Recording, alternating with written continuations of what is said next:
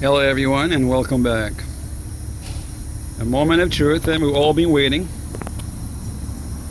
As you all know that we done the solenoid here a while back ago. It did help a little bit, but in the meantime it didn't. So same time it did, same time it didn't. Well, that's the fan we're looking at right now. So here in the shop, finally our turn came up and we're in, and we're gonna go ahead and start removing the fan.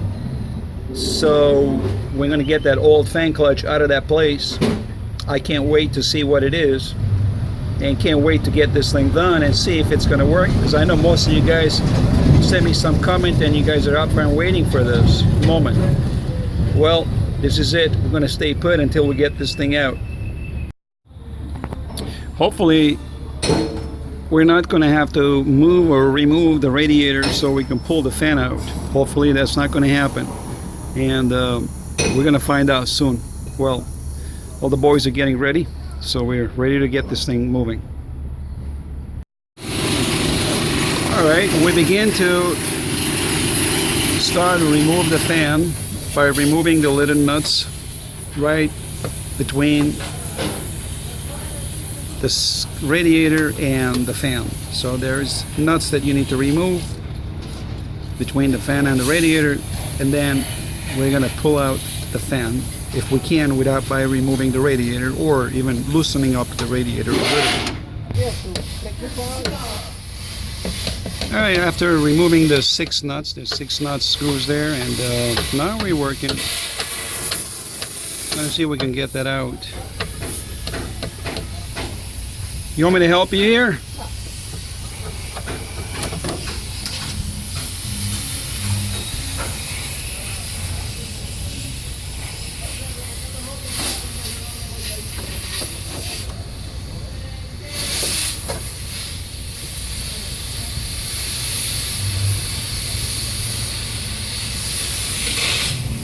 So we got all the nuts off, and we're going to figure out, see if we can remove this the fan without removing the radiator, but it looks like we're going to have to loosen up the radiator.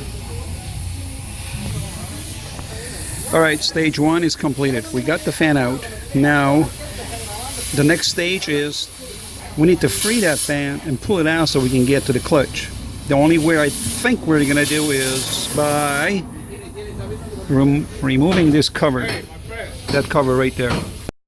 So coming back, by removing that plastic cover, we need to remove these bars first so we can have a free access into it and start unscrewing the bolts and nuts on that cover, and then we'll be able to remove the fan. So we're working on right now to get this thing off. We got that off. We got the nut off. Alright, the way it looks like, we are not going to remove this radiator cover. So what we're going to do is we're going to remove the fan clutch hub much easier, just by releasing the belts and then removing 3 nuts from the hub. But make sure that all the belt tensioners, you have to remove them to get that out. Plus you got to remove those 3 nuts to get that the fan clutch hub out of the way. So probably it's a lot easier than working on a radiator. So both of them are both optional, but you get to choose which one you want to do first. So we decided to go ahead and move the hub.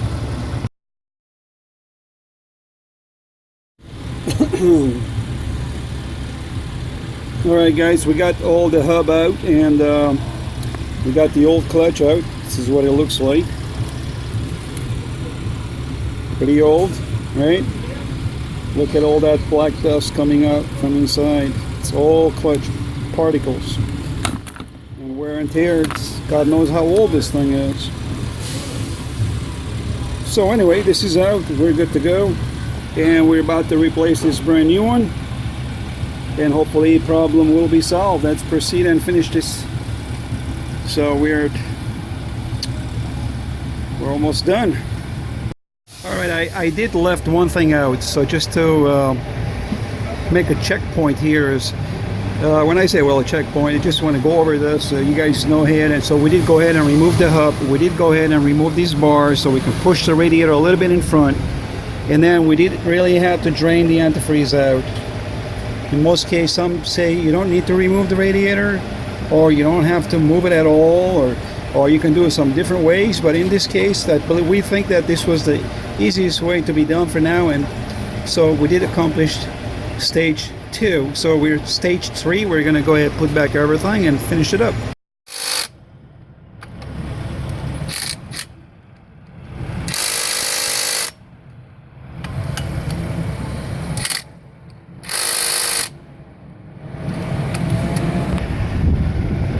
Well, we gave a little makeover right here in the front of the engine. As you can see that before, it was very old and rusty, so we gave it about 50 cents paint job, and look how well it looks. So you guys, you happen to do this job, make sure you paint it yourself, and it looks nice. Alright guys, we got the hub back all screwed on and nice and tight. All the belts are around, tightened by the belt tensioner. Now we're working on putting the nuts back into the fan, and then we're going to put everything back together, and we're all done. I'm sorry I didn't want to record everything backwards. You can just figure out how to put back together. The most important part of all, we need to connect that. That's where the air travels through and releases the clutch. That's the final, and then we're going to go ahead and put the antifreeze back.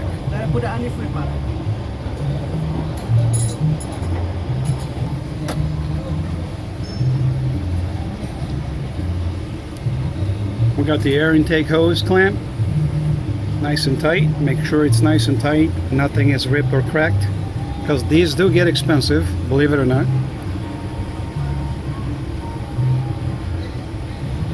Crossbars are connected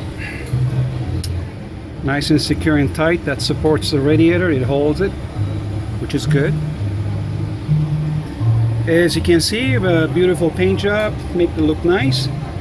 Because a lot of shops, when you go, they don't really bother painting it.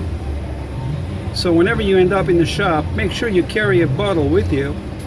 It takes a second just to spray on it, and you get yourself a nice looking truck in the front. Okay, so now we are looking from inside the cockpit. We're looking at the fan. The fan is turning. I just start up the engine, and I noticed one other thing that I noticed. I do see that this gauge is full of air, which is a good sign. This is full, and that's full. Now remember, when we had this little leak that was coming out of the clutch, this gauge was kind of dropping. It was losing like 5 psi. So 5 psi to 10 psi. So it was running on 100 rather than 130 or 120. So that is a good thing. So it looks to me that there's no more air leak coming out. Now we want to see that this fan will stop running, or is it going to turn off? That's what we need to see, right?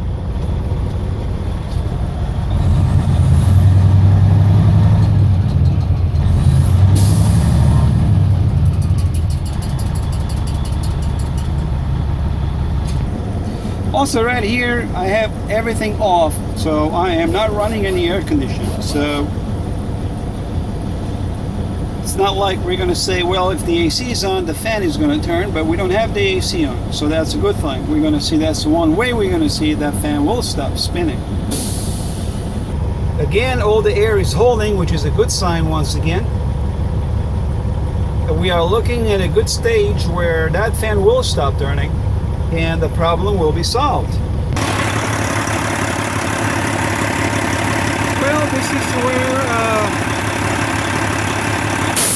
I'm doing my final conclusion.